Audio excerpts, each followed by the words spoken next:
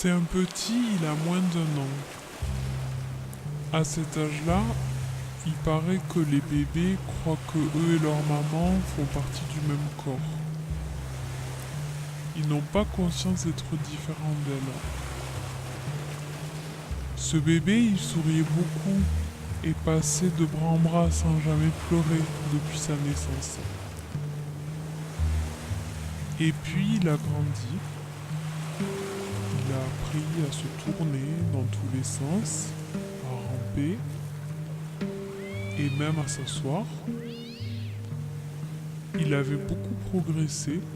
Il savait aussi reconnaître les visages, les différencier. Un jour, il était près de la table basse du salon, sur son transat, et sa mère s'est absentée pour aller chercher sa compote. Il s'est mis à pleurer à fond. Il s'arrêtait plus. Sa maman faisait tout pour le consoler, mais rien à faire. Il continuait de pleurer, pleurer, pleurer.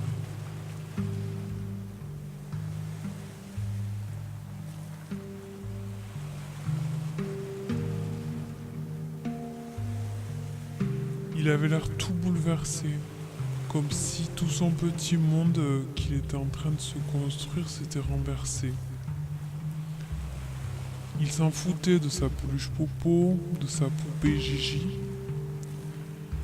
D'habitude, il riait dès qu'il voyait le chien, et là, rien.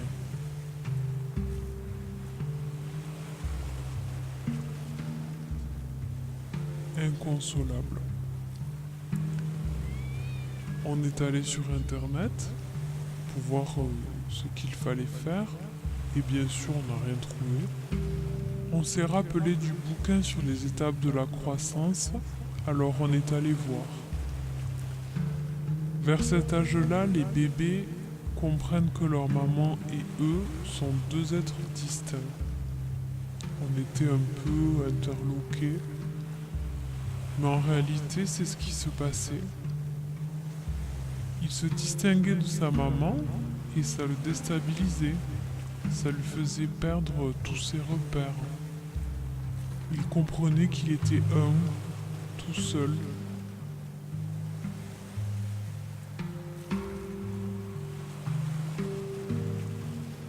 Il nous remplissait la tête de ses pleurs. On pouvait rien y faire. On a détourné notre attention 1 minute, le temps d'ouvrir la compote, d'aller chercher la petite cuillère, et là, plus un bruit, rien. On se retourne et là, le bébé tenait une potiche en céramique. Il regardait le pot sculpté, il était subjugué. Impossible de le lui reprendre. On avait un peu la trouille qu'il le casse et se fasse mal. Mais il ne le lâchait pas. Il le mettait à la bouche comme s'il voulait le manger. Il bavait partout dessus. Depuis, il le garde toujours près de lui. Je crois même qu'il dort avec.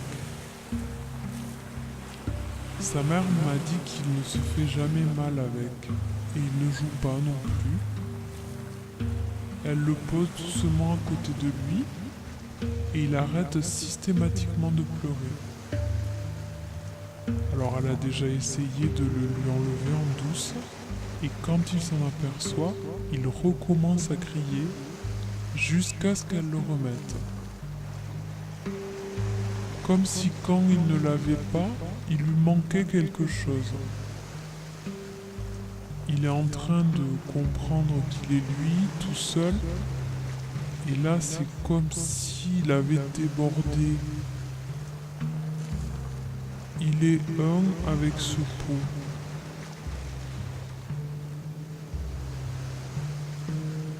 Je crois que c'est devenu comme une partie de son être, en fait.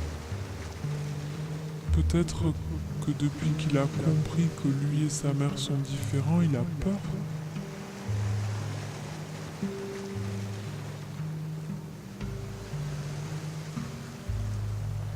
Peut-être que ce pot lui permet de se soulager de cette angoisse, de la solitude.